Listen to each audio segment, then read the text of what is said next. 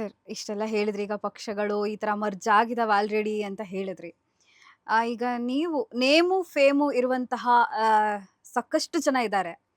ಪ್ರಾಮಾಣಿಕ ಆ, ಇದಾರೆ. ಜನಗಳಿದ್ದಾರೆ. ಅವರಲ್ಲಿ ಸಾಕಷ್ಟು ಪ್ರಾಮಾಣಿಕ ಮಾಜಿ ಸಚಿವರಿದ್ದಾರೆ. ಹ್ಮ್ ಅವ್ರನ್ನ ಯಾಕೆ ನಿಮ್ ಪಕ್ಷಕ್ಕೆ ಸೇರ್ಸ್ಕೋತಿಲ್ಲ? ಮಾಜಿ ಸಚಿವರಿದ್ದಾರೆ, ಮಾಜಿ ಏನು ಏನು ಮಾಜಿ ಸಾರಿ ಶಾಸಕರಿದ್ದಾರೆ. ಶಾಸಕರಿದ್ದಾರೆ.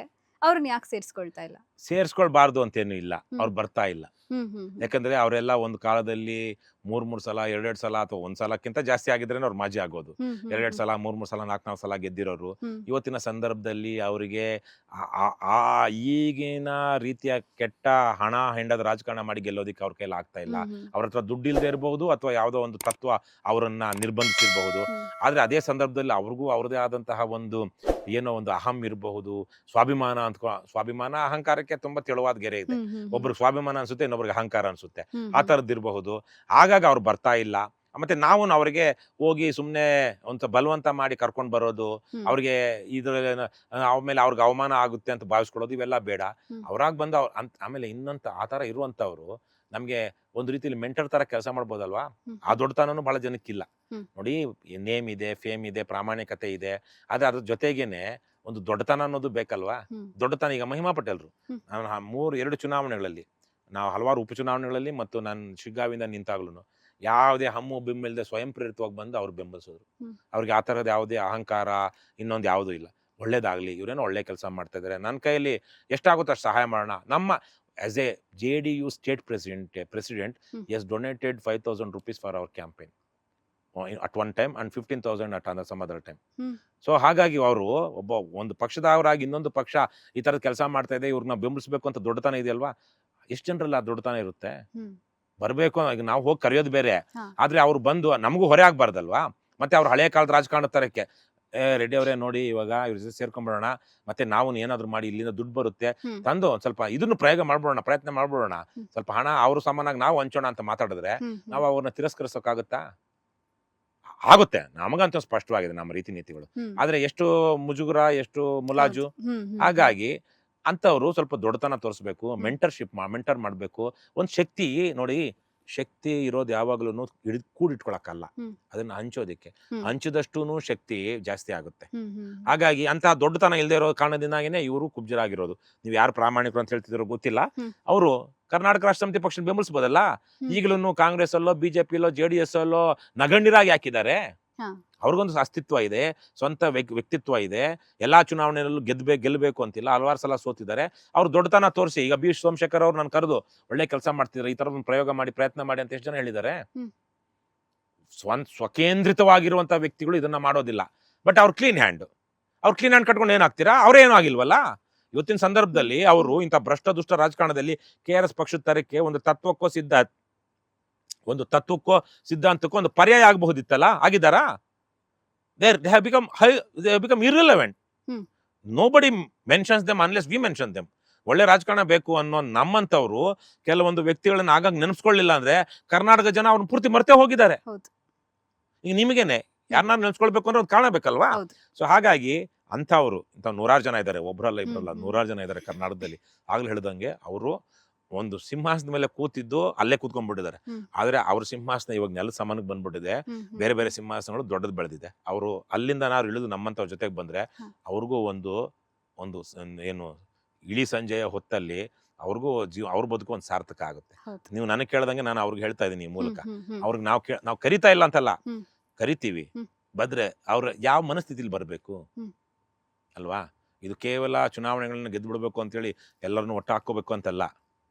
ಇಲ್ಲೊಂದು ಆ ತತ್ವ ಸಿದ್ಧಾಂತವನ್ನ ಮುನ್ನಡೆಸೋರಾಗಿರ್ಬೇಕಲ್ವಾ? ಈಗ ನಾವು ಸಿದ್ದರಾಮಯ್ಯ ಕರ್ನಾಟಕದಲ್ಲಿ ಭ್ರಷ್ಟಾಚಾರ ತಾರಕಕ್ಕೇರೋದಿಕ್ಕೆ ಅತಿ ದೊಡ್ಡ ಕಾರಣ ಅಂತ ನಾನು ಪ್ರತಿಪಾದಿಸ್ತಾ ಬರ್ತಾ ಇದ್ದೀನಿ. 2016 ಅವರು ಲೋಕಾಯುಕ್ತವನ್ನ ಸರ್ವನಾಶ ಮಾಡಿದಂತಹ ಇವತ್ತು ಸರ್ಕಾರಿ ಅಧಿಕಾರಿಗಳು ಈ ಮಟ್ಟಕ್ಕೆ ಕೊಬ್ಬಿದ್ದಾರೆ ಅಂದ್ರೆ ಅದಕ್ಕೆ ಏಕೈಕ ಕಾರಣ ಸಿದ್ದರಾಮಯ್ಯ. ಲೋಕಾಯುಕ್ತವನ್ನ ಸರ್ವನಾಶ ಮಾಡಿದ ಕಾರಣಕ್ಕಾಗಿ. ಆಮೇಲೆ ಅದಾದ್ಮೇಲೆ ಇಲ್ಲಿ ತನಕ ಅದು ರಿಪೇರಿ ಆಗಿಲ್ಲ. ಇವತ್ತು ನಾಯಿ ಬಾಲ ನಲ್ಲಾಡಿಸ್ಬೇಕೆ ಹೊರತು ಬಾಲ ನಾಯಿ ನಲ್ಲಾಡಿಸ್ಬಾರ್ದು. ಆದ್ರೆ ಬಾಲಗಳು, ಸರ್ಕಾರಿ ಅಧಿಕಾರಿಗಳು, ಇವತ್ತು ಸರ್ಕಾರಿ ನೌಕರರ ಸಂಘದ ಅಧ್ಯಕ್ಷರುಗಳು ಇವತ್ತು ರಾಜಕಾರಣಿಗಳನ್ನ ಅಲ್ಲಾಡಿಸ್ತಾ ಇದ್ದಾರೆ. ಹಾಗಾಗಿ ಆ ತರದ ಈಗ ಸಿದ್ದರಾಮಯ್ಯನವ್ರ ಜೊತೆ ನಾವು ಚೆನ್ನಾಗಿರ್ತೀವಿ, ಡಿ ಕೆ ಶಿವಕುಮಾರ್ ಜೊತೆ ನಾವು ಚೆನ್ನಾಗಿರ್ತೀವಿ, ಯಡಿಯೂರಪ್ಪನ ಜೊತೆ ನಾನಿದ್ದೆ, ನನಗೆ ಕುಮಾರಸ್ವಾಮಿ ಅವರು ಚೆನ್ನಾಗಿದ್ದಾರೆ ಬೇಕು ಅಂದ್ಬಿಟ್ಟು ಅವರ ವಿರುದ್ಧವಾದ ಹೋರಾಟಗಳಿಗೆ ಬರದೇ ಇರುವಂತ ವ್ಯಕ್ತಿಗಳಾಗ್ಬಿಟ್ರೆ ಇಂಥವ್ರು. ನಾವು 3 ಪಕ್ಷಗಳನ್ನ ವಿರೋಧಿಸ್ತಾ ಇದೀವಿ, ಇವರು ಇದೇ 3 ಪಕ್ಷಗಳಲ್ಲಿ ಇದ್ದಂಥವ್ರು. ಅವ್ರು ಬಂದ್ಬಿಟ್ಟು ನಾಳೆಗೆ ಯಾವ್ದೋ ಒಂದು ಸಿದ್ದರಾಮಯ್ಯನವ್ರ ಸರ್ಕಾರದ ಒಂದು ಯಾವ್ದೋ ಒಂದು ಪಾಲಿಸಿ ಬಗ್ಗೆನೋ ಭ್ರಷ್ಟಾಚಾರದ ಬಗ್ಗೆನೋ ಹೋರಾಟ ಮಾಡೋಣ ಅಂದಾಗ ನಾನ್ ಬರಲ್ಲ ಅಂತ ಮನೇಲಿ ಕುತ್ಕೊಂಡ್ಬಿಟ್ರೆ ಬಂದೇನ್ ಪ್ರಯೋಜನ? ಇವೆಲ್ಲ ಸ್ಪಷ್ಟತೆ ಇರ್ಬೇಕಲ್ವಾ? ಹಾಗಾಗಿ ಒಂದಷ್ಟು ಜನ ಬರ್ತಾ ಇಲ್ಲ. ಮತ್ತೆ ಕೆಲವೊಬ್ಬರಿಗೆ ನಮ್ಮ ಹಾಗೆ ಇವತ್ತು ಫೀಲ್ಡ್ ಗಿಳಿದು ಜನರನ್ನ ಪ್ರೇರೇಪಿಸಿ ಬಿಸಿಲಲ್ಲಿ, ಮಳೆನಲ್ಲಿ, ಗಾಳಿಲಿ ಇವೆಲ್ಲ ಓಡಾಡಿ ಕಟ್ಟುವಂತಹ ತ್ರಾಣ ಆಗ್ಲಿ ಮನಸ್ಥಿತಿ ಆಗ್ಲಿ ಇಲ್ಲ. ಆ ಮನಸ್ಥಿತಿ ಬೆಳೆಸ್ಕೊಂಡ್ರೆ ಬರಬಹುದು. ನಮಗ ಅವ್ರ ಅನಿವಾರ್ಯತೆ ಇಲ್ಲ, ಅವ್ರ ಅನಿವಾರ್ಯತೆ ಸಮಾಜಕ್ಕಿದೆ ಅಂತ ಅವ್ರಿಗೆ ಅನ್ನಿಸ್ಬೇಕು ಮೊದಲಿಗೆ. ಅನ್ನಿಸಿದ್ರೆ ಅವ್ರು ನಮ್ ಜೊತೆಗಾಗ್ಲಿ ಯಾರ ಜೊತೆಗೆ ಬೇಕಾದ್ರೂ ಸೇರ್ತಾರೆ. Give me some names. ಇವತ್ತು ಇದಾರೆ ಹಲವಾರು ಜನ ಒಳ್ಳೆಯವ್ರು, ನಾನು ಹೇಳೋದಿಲ್ಲ. ಆದ್ರೆ ಅವರು ತಮ್ಮ ವೈಯಕ್ತಿಕ ಏನಂತಾರೆ ಐಷಾರಾಮಿ ಬದುಕನ್ನ ಬಿಟ್ಟು ಅಥವಾ ಯಾವ್ದೋ ಒಂದು ಸಂತೃಪ್ತ ಬದುಕು ಇವತ್ತೇನು ವೈಯಕ್ತಿಕವಾಗಿ ಚೆನ್ನಾಗಿದಾರಂತ ಅದನ್ನ ಬಿಟ್ಟು ಬೀದಿಗೆ ಬಂದು ಯಾರು ಹೋರಾಟ ಮಾಡಿದ್ದಾರೆ ಕಳೆದ 15 ವರ್ಷಗಳಲ್ಲಿ ಕರ್ನಾಟಕದಲ್ಲಿ? ಯಾವ ರಾಜಕಾರಣಿ ಇಲ್ವಲ್ಲ. ಸೊ ಅವರು ಕಂಫರ್ಟ್ ಝೋನ್ ಅಲ್ಲಿ ಇದ್ದಾರೆ. ಕುರ್ಚಿ ಇಲ್ಲ ಅವ್ರಿಗೆ, ಸಿಂಹಾಸನ ಅಲ್ಲ ಸಿಂಹಾಸನೂ ಇಲ್ಲ. ಅವ್ರು ಸೋತೋಗಿರುವಂತವ್ರು. ನೀವು ಹೇಳ್ತಿರೋ ಪ್ರಾಮಾಣಿಕ ಮಾಜಿ ಸ್ವಾಜೀರು ಅಂತ ಹೇಳಲ್ವಾ, ಅವರು ಪೂರ್ತಿ ಸೋತೋಗಿ ಸುಣ್ಣವಾಗಿದ್ದಾರೆ. ಆದ್ರೆ ಅದೇ ಸಂದರ್ಭದಲ್ಲಿ ನಾನು ಈಗ ದೊರೆಸ್ವಾಮಿ ಅವರು ತೀರ್ಕೊಂಡಾಗ 103 ವರ್ಷಕ್ಕೆ ಹತ್ತತ್ರ ಇದ್ರು. ಕೊನೆಯ ದಿವಸದ ತನಕ ಅವ್ರ ದೇಶದ ಬಗ್ಗೆ ಸಮಾಜದ ಬಗ್ಗೆ ಕಾಳಜಿ ಮಾಡ್ತಾ ಇದ್ರು. ಅವರ ಕೊನೆಯ 10 ದಿವಸಗಳಲ್ಲಿ ಪ್ರತಿ ದಿವಸ ನಾನು ಜಯದೇವ್ ಹಾಸ್ಪಿಟ್ಲಿಗೆ ಹೋಗಿ ಅವ್ರ ಆರೈಕೆ ಮಾಡಿ ಬರ್ತಾ ಇದ್ದೆ, ಊಟ ತಗೊಂಡು ಮಾತಾಡಿ ಕೊನೆ ದಿವಸದ ತನಕನು. ಆದ್ರೆ ಅವ್ರಿಗೆ ಆ ತರಹದ ಬದ್ಧತೆ ಇತ್ತು. ಈ ಮಾಜಿ ಸಚಿವರುಗಳು ಯಾವ್ದಾದ್ರು ಆ ತರಕ್ಕೆ ಯಾರಿಗೆ ಎಷ್ಟು ಜನಕ್ಕಿದೆ? ಯಾವ ಹೋರಾಟವನ್ನು ಮಾಡಿದ್ದಾರೆ? ಒಂದು ಪ್ರೆಸ್ ಸ್ಟೇಟ್ಮೆಂಟ್ ಕೊಡಿ ಅಂದ್ರೆ ಎಷ್ಟೋ ಜನ ಕೊಡೋದಿಲ್ಲ ಗೊತ್ತಾ? ಸೊ ಹಾಗಾಗಿ ಇರ್ಲಿ, ಅವ್ರಿಗೂ ಇವಾಗ ನಮ್ಮ ಪಕ್ಷ ಇದೆಲ್ಲ ಕೆಲಸ ಮಾಡ್ತಿರೋದ್ರಿಂದ ಸಪೋರ್ಟ್ ಮಾಡ್ಬೇಕು ಅಂತ ಮನಸ್ಥಿತಿ ಬರ್ಲಿ ಅಂತ ನಾನು ಬಯಸ್ತೀನಿ. ಆದ್ರೆ ಅವರು ರೀಕ್ರಿಯೇಟ್ ಮಾಡ್ಕೊಳ್ಬೇಕು, ರೀಇನ್ವೆಂಟ್ ಮಾಡ್ಕೊಳ್ಬೇಕು, ಮತ್ತೆ ರಿಲೆವೆಂಟ್ ಆಗ್ಬೇಕು ಅಂದ್ರೆ ನಮ್ಮಂತವ್ರ ಜೊತೆಗೆ ಬರ್ಬೇಕು. ಅವ್ರು ನೀವು ಹೇಳಿದಕ್ಕೆ ನಾವು ಅವ್ರನ್ನ ಕರೆಯೋದಲ್ಲ, ಅವ್ರು ಬರ್ಬೇಕು ನಮಗ. ಅವರು ಯಾಕಂದ್ರೆ ನಮ್ದು ಇನ್ನು ನಮ್ ಪಕ್ಷ ಇದೆ, ಮತ್ತೆ ಪಕ್ಷದಲ್ಲಿ ಕೆಲಸ ಮಾಡ್ತಿರುವಂತವ್ರು ಇದಾರೆ. ನಮ್ಗೆ ಇನ್ನು ವಯಸ್ಸು ಆಯಸ್ಸು ಎರಡೂ ಇದೆ. ಮುಗಿತಾ ಬಂದಿರೋದು ಅವ್ರಲ್ವಾ. ಅವ್ರೀಗ ತಮ್ಮ ಜೀವನಕ್ಕೊಂದು ಅರ್ಥವನ್ನ ಕಂಡುಕೊಳ್ಳೋದಕ್ಕೆ ಇಳಿಗಾಲದಲ್ಲಿ ನಮ್ಮಂತವ್ರನ್ನ ಬೆಂಬಲಿಸಬೇಕು. ದೊರೆಸ್ವಾಮಿ ಅಂತವ್ರು, ಹಿರೇಮಠರ್ ಅಂತವ್ರು ನಮ್ಗೆ ಆವಾಗ ಅನೇಕ ಸಂದರ್ಭಗಳಲ್ಲಿ ಸಪೋರ್ಟ್ ಮಾಡಿದ್ದಾರೆ, ಬೆಂಬಲಿಸಿದ್ದಾರೆ. ನಿಮ್ ಜೊತೆಗೆ ನಾವು ಇದ್ದೀವಿ ಅಂದಿದ್ದಾರೆ. None of this except for Mahima Patel, none of these politicians is of people who have become irrelevant, but they have some kind of good name in the society. They haven't come forward and supported us. No. Latest ಹಾಗೂ interesting ಸುದ್ದಿಗಳಿಗಾಗಿ boss TV Kannada ಚಾನೆಲ್ನ subscribe ಮಾಡಿ. ಹಾಗೆಯೇ bell icon press ಮಾಡಿ. ಇದರ ಜೊತೆಗೆ Facebook, Instagram, X ನಲ್ಲೂ miss ಮಾಡದೆ ಫಾಲೋ ಮಾಡಿ.